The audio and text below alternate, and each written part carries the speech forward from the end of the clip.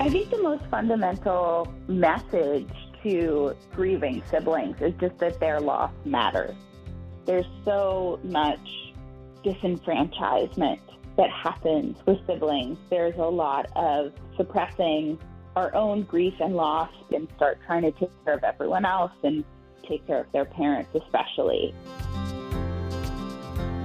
Welcome to another episode of Relentlessly Resilient, presented by Minky Couture, a weekly podcast where people share real-life experiences and the tools they develop to move forward and live their best life.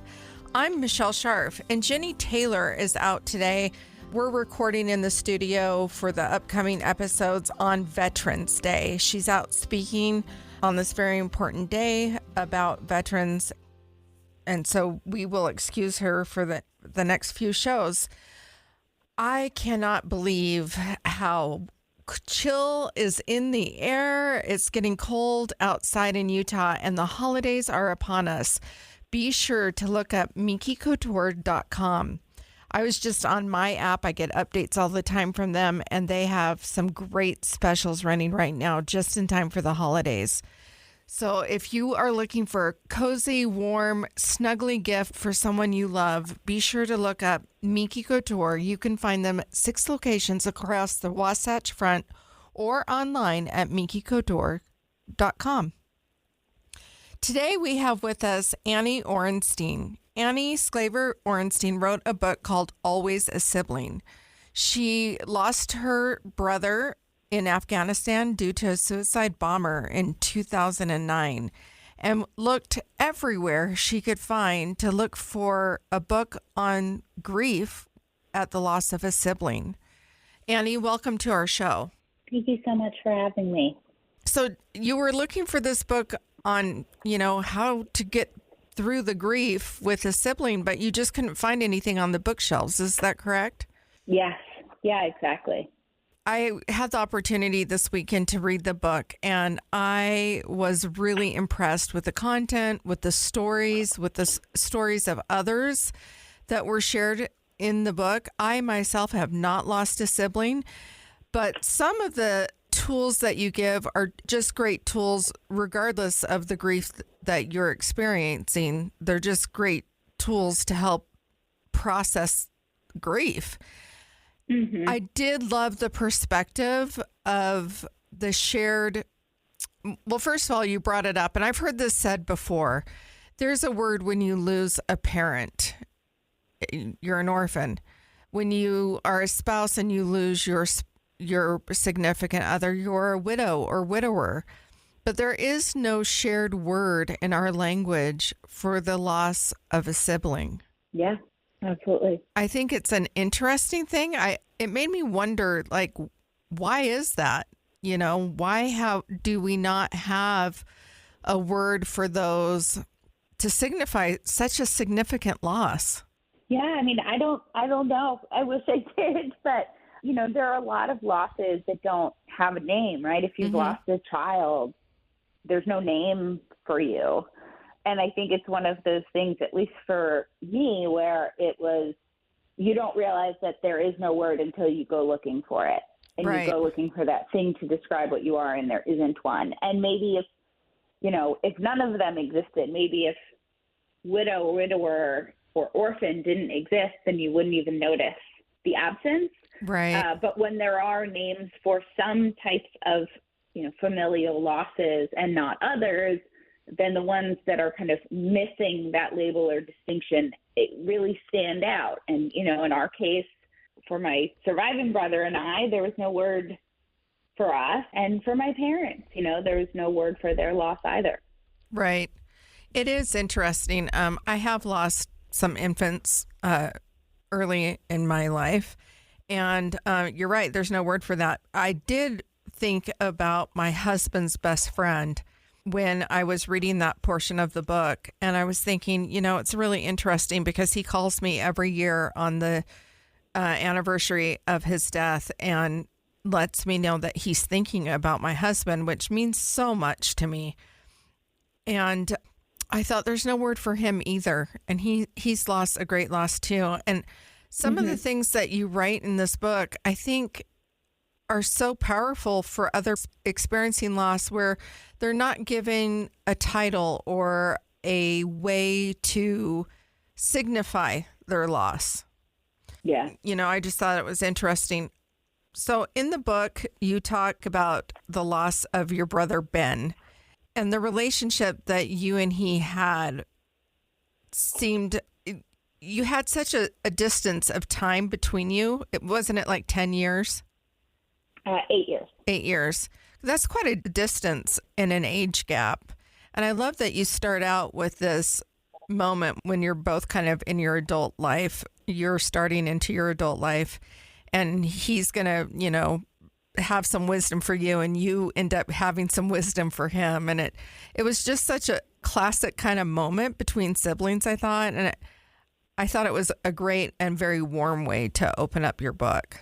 Thank you. So when you went about your grief process, how long did it take you to write this book? I started kind of thinking about the book very early stages and kind of thinking I want to do something with this loss was about 10 years after he died. Mm-hmm. And we just had the 15-year anniversary. I would say probably about 4 years was very kind of actively spent on the book, between kind of getting an agent and selling it to the publishers and, writing it and all of that. But it took a long time before I even started, before there was even an inkling of an idea. Yeah, I can relate to that. I'm in the process of writing a book on my loss with my husband. And the thing about it is, to be really helpful, you want to make sure that you're moving in a positive, more forward-moving direction in your own grief, right? Yeah. And that just takes time. Takes a lot of time. So Absolutely. Tell our listeners, what is it that you want to convey through this book? I think the most fundamental message to grieving siblings is just that their loss matters. There's so much disenfranchisement that happens with siblings. There's a lot of, both kind of, we do it to ourselves and then it happens to us as well. But there's a lot of suppressing our own grief and loss because we don't want to make our parents' life harder, or because all of the focus is on, a widow or the surviving children. And so, siblings most often really put their own grief aside and start trying to take care of everyone else and take care of their parents especially. And I think because of that, there are much higher rates of concerning types of grief, like, complicated grief or other types of grief that are not the resilient grief. And that come from suppressing that loss and not processing it and not kind of giving yourself that validation. And so that's really the goal and purpose of the book, is to help those siblings feel validated in their loss and figure out how to both support their, parents and their family members in their grief, but also, do that without forsaking their own needs and their own grief. Yeah. What would be something that you would like to tell somebody who's at the very beginning stages of loss with a sibling? That their loss matters, that they suffered a very, very significant traumatic loss, and that they are allowed to grieve. They don't have to be okay all the time for everyone else, and that the loss doesn't have to belong to other people. What I heard a lot, so the way the book is written, I'm a professional researcher, and there was a lot of research done in the writing of the book, both kind of secondary research and of the academic literature on sibling loss and this type of bereavement, but also extensive primary research and interviews and surveys and whatnot. And one thing that I heard time and time again was this sentiment of, the loss feels like something that happened to my mother. doesn't feel like something that happened to me, or it feels like something that happened to someone else. And I think, the biggest message, especially in the beginning, would be that, like, it's okay to feel a sense of ownership over the loss. And in fact, it's healthy to feel that ownership over the loss and to acknowledge and start to deal with the fact that you did lose someone, and that it's not selfish, that it's okay to need to take that time and to need to kind of put that emphasis on yourself.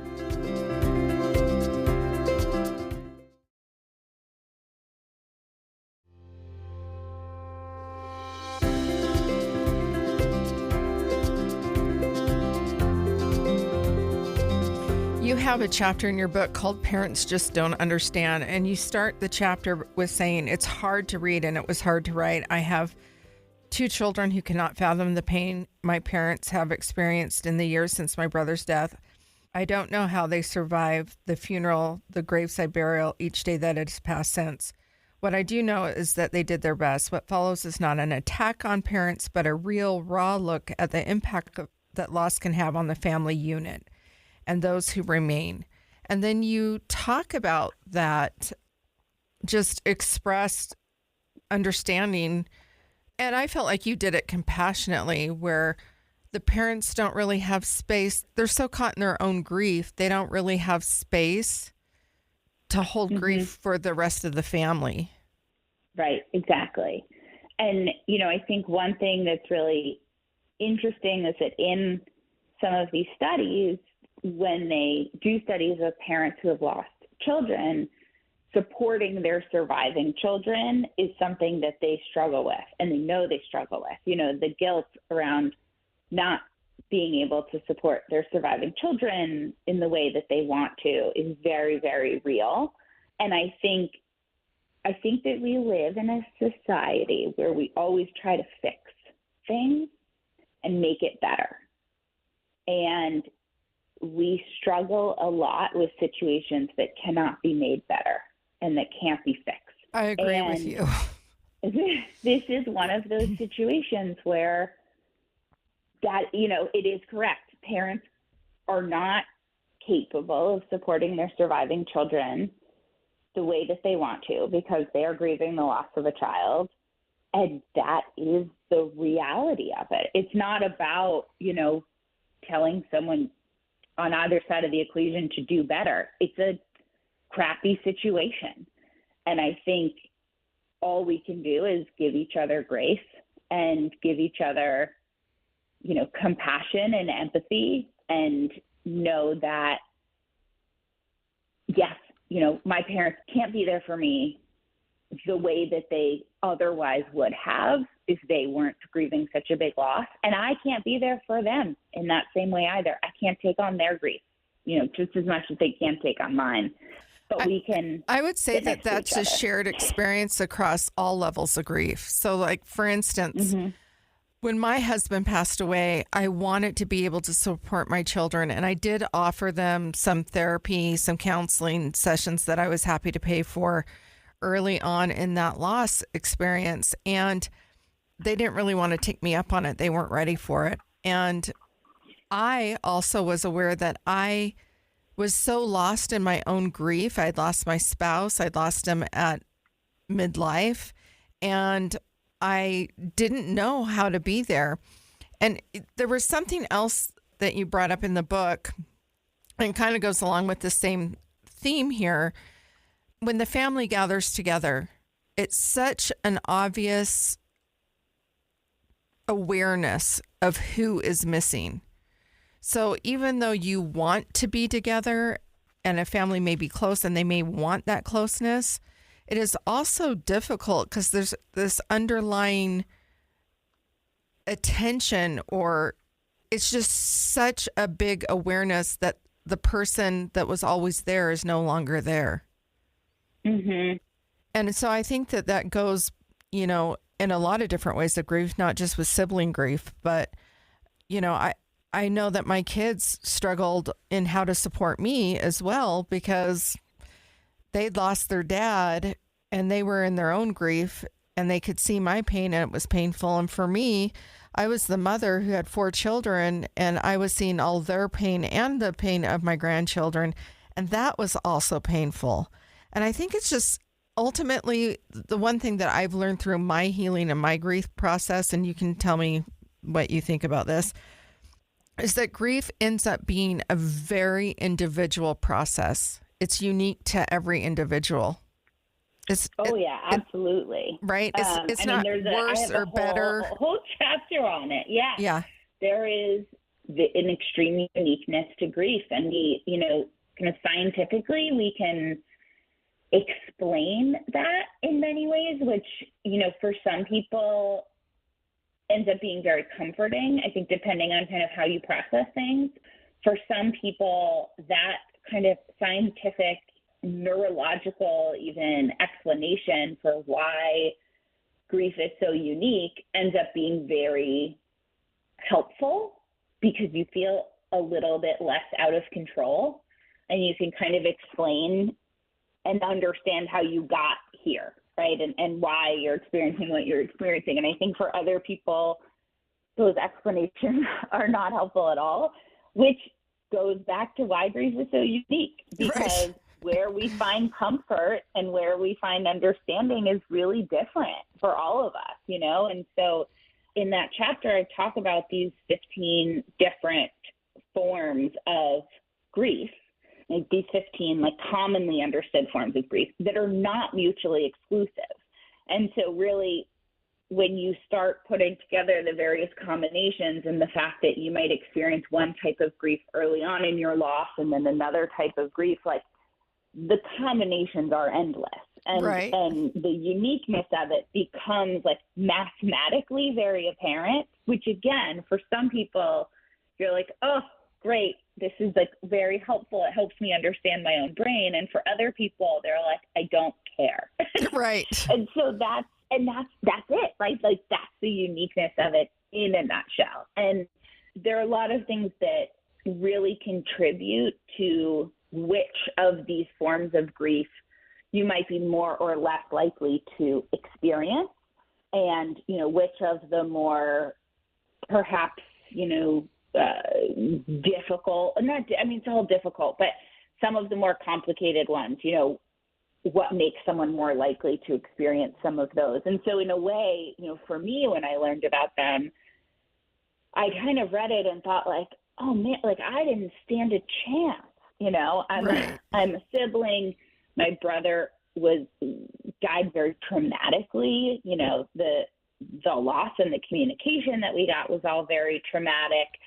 All of these things combined, yes, it's no wonder that I suffered from complicated grief and from some of these types of grief that are, disenfranchised grief, which is known to be really common for siblings, and traumatic grief, which is, very common with people whose loved one experienced a traumatic death. It's a combo of grief and PTSD, right? Mm-hmm. And so you start learning about these, and you're like, it's almost a checklist. You're like, I've got this one and that one and that one. And, where I may have suffered for a little while from kind of this disenfranchised grief and trying to navigate that, my parents were not going to experience that because their grief was not disenfranchised in the same way, right? Their grief was very much recognized and witnessed from the very beginning.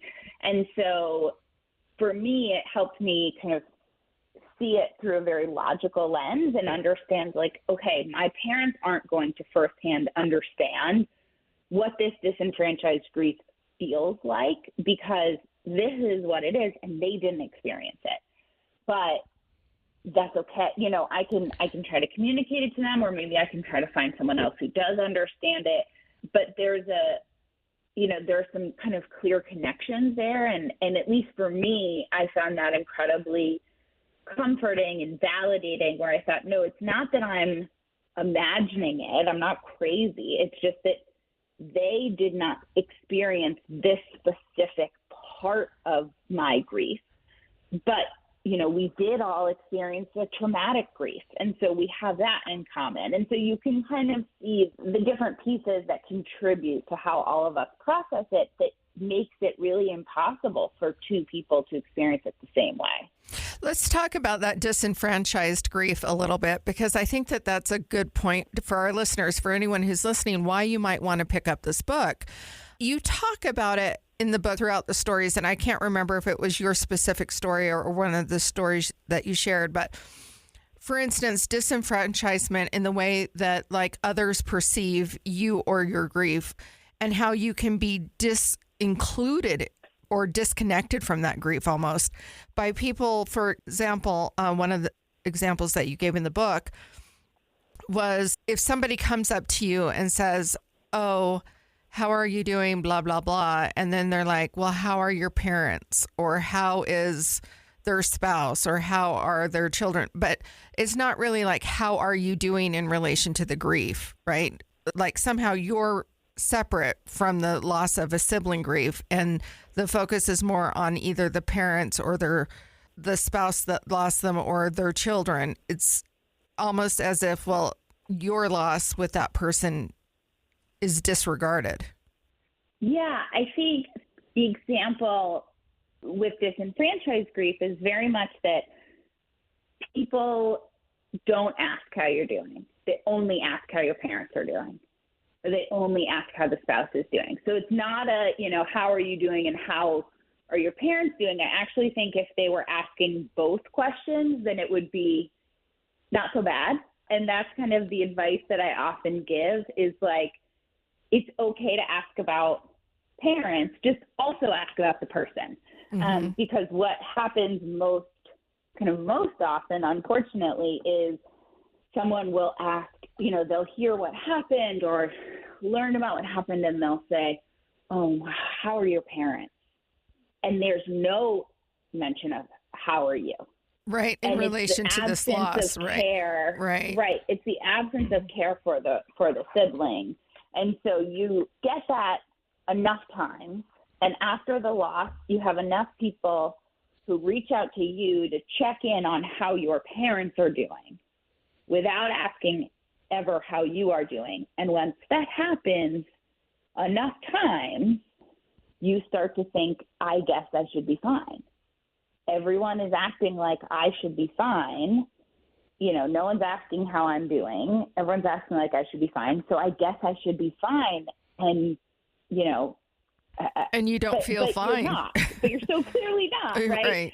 And so it's these tiny little micro moments where it's like, I love that you want to ask about my parents. And, I also am worried about how my parents are doing. But when enough people ask enough times about your parents without ever checking on you and how you're doing, you just kind of get the message that you are supposed to be fine and that you are almost as not if allowed to grieve, right? Almost like you're not entitled to your grief. This grief belongs elsewhere. Right. You are not allowed to grieve this person. That grief is owned by someone else, whoever those other people are. Right. And I think like that always really bothered me because that logic only works if grief is a finite resource. Mm-hmm. Right. That only works if we're saying, okay, there is this much grief and I need to make sure that my parents, can own it, whatever it is. Mm-hmm. But grief is not a finite resource, right? Grief is love. Grief is the love that we have for someone who is no longer present. And it is that love that doesn't have a place to go and that is so deeply unrequited. And just like love is not a finite resource, I wouldn't say my parents loved my brother and so I can't love him. Right. Absolutely. And so we all loved him. So of course we're all going to grieve him. And it sends a very confusing message of like, we were so close and we loved each other so much, but now there's no room for me to be sad. And it's very confusing. Yeah. In fact, you have an entire chapter dedicated to this type of thing where everything doesn't happen for a reason. is the name of that chapter. Do you have your graph in front of you where you created this great little table, what people say and what you hear? Yes. Let me pull that up. I know exactly what you're talking about. Yes, I have it here. Okay. Do you want to share that with our readers? I'll let you read it to them. Sure. So this is the everything doesn't happen for a reason. What they say versus what we hear. So what they say, everything happens for a reason. What we hear, it's for the best. What they say, they're in a better place. What we hear, being dead is better than being here with you. Yeah. What they say, they would have wanted you to blank. What we hear, I knew them and their wants better than you, so let me explain them to you. What they say, just heard your sibling died. I'm so sorry. How are your parents? They must be devastated. What we hear, I care enough to ask about your parents, but not about you. I assume you're doing fine. What they say, you two weren't close, were you? What we hear, you shouldn't be so upset. And what they say, I remember when my grandpa died. What we hear, losing a sibling is like losing an elderly grandparent. Which couldn't be further from the truth, right? Right, Yeah. Exactly. And I think that, the you two weren't close, were you? It's like siblings seem to be the only, familial loss where people will ask you questions before giving condolences it's almost like to determine whether or not you've earned it. You're grieving or you've earned it, right? They ask questions like, were you close? Like, do you I know that, you've lost a partner, you lost your spouse. Did anyone ever say, were you close? Yeah. No, they don't. Like, you have to qualify it, right. And as if you're to say, no, we weren't close, then people are like, oh, good.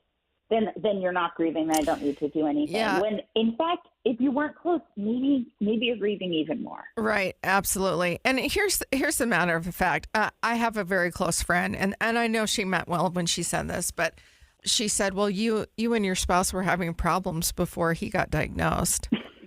And Right. and it was like, well, that's true. But also we were married 32 years, had 3 children, 2 grandchildren at the time. And we had worked through our issues, and we were married. So married people in real marriages that are growth-oriented marriages have roadblocks and stumbling events and mountains to climb together.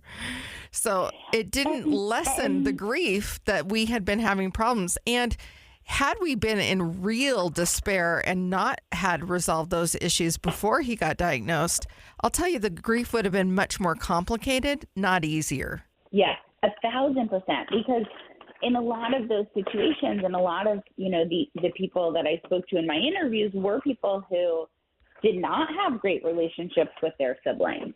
And in a lot of those cases, death meant that there was no chance of reconciliation. Right.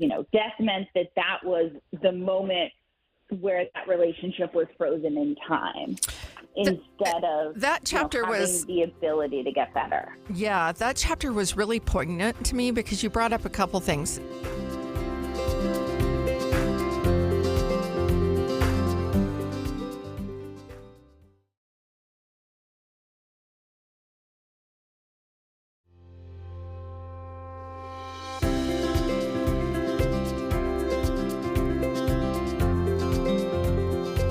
Yeah, that chapter was really poignant to me because you brought up a couple things. Not only when you have an estranged relationship, and I'm sure this goes to any type of estranged relationship, there's always a thread of hope.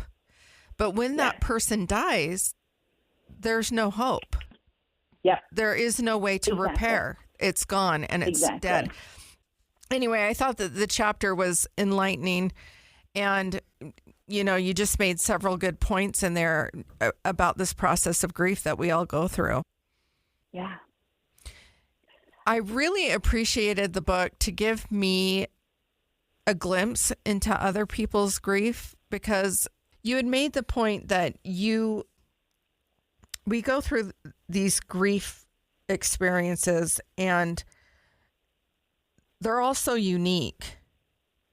The other point that you bring up in that chapter is we can't grieve what we haven't lost yet. So, for instance, I can't truly relate and be truly empathetic with you. I can sympathize with you, but I can't be truly empathetic at the loss of your sibling because I have not experienced a loss of a sibling. And I just thought that that was an interesting point that you brought up, in your book, that until you experience this, and it's true with any loss, until it comes, it's not here. My husband was sick for 22 months before he passed away, and I thought I was grieving him. So I thought that I was in the process of grief, and then he died, and I realized I did not know grief yet.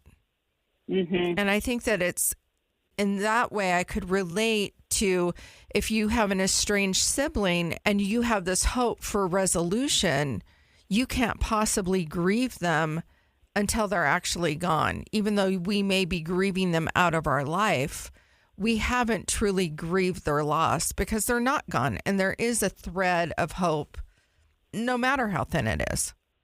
And the thing with siblings is, biologically, your sibling should be your longest relationship of your life.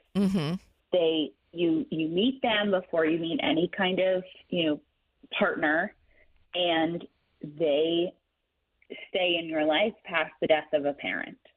If things are to follow the quote unquote natural order. Right. The natural order that we all believe is going to happen. Yeah. Exactly. And so because of that, there's almost a feeling of, well, we'll have time, right? If I'm estranged or I'm having trouble with my sibling or whatever, you kind of always think there will be time to reconcile, or things could change or whatever, because this person, like it or not, is going to be present in your life in some way, shape, or form until you die. And when that is no longer the case, I mean, for one, you start questioning your own mortality. This doesn't make sense. We're supposed to live the same amount of time. But also, in terms of kind of grieving things that haven't happened yet, or this estrangement piece, like you kind of always think there's more time. There will be more time. And so when there isn't, it's a real shock and can be like a real shock to your system, because this is the peer that should be in life for as long as I am. Right. And also, in order to be there in support of the milestones that we anticipate, the loss of our grandparents, the loss of our parents, right? Like, we expect that this person's going to be there to help us support our aging family members, not that we're going to lose them before we ever get to that point. Can I ask you how old you were when your brother passed? I was 25. 25. So, I mean, really, you're in college, you're starting your career out, you're just really starting to figure out your own life. Yeah. And then, to lose someone who's older, who you have a relationship and you look up to, and you do expect to be there. I mean, it really, reading your book, really, I could feel and I could hear in your words how deeply you loved Ben. Thank you. Yeah. Before we wrap up, we always like to ask our guests, what does resilience mean to you? I think, to me, resilience means learning how to carry those difficult things that have happened to us. Things that we're never going to get over or move on from, the things that are never going to be truly left in the past, things that often we don't like, realities that we don't want to accept, and learning how to carry them with us instead of trying to bury them in the past or, hide them away to discover again in the future, but really learning how to journey forward in life with those experiences kind of present. And I think that as a byproduct of that, we become much more empathetic to those around us once we realize that everyone is at least trying to practice resilience in one way or another, that, just like how we are carrying this often invisible burden with us, so are most other people, even if their burdens might look a little different. And so just being able to keep them present and being able to move forward with those things that we might not want to be true, and then also understanding the same about those around us. Yeah, I love that. Thank you so much for coming on today to talk about your book. I do want to point out that it's not a book full of homework, but there are some worksheets to help guide people along their journey. And I also really appreciate that you put in the book, like, this book isn't meant to be necessarily read all at once. You can take it and leave it at wherever you're ready. The book will be here and it'll be waiting for you. And so will those exercises. Those exercises really are just tools to help process grief. And like you said, it's not a book to have homework in. So I thought that very optional. Yeah, very optional.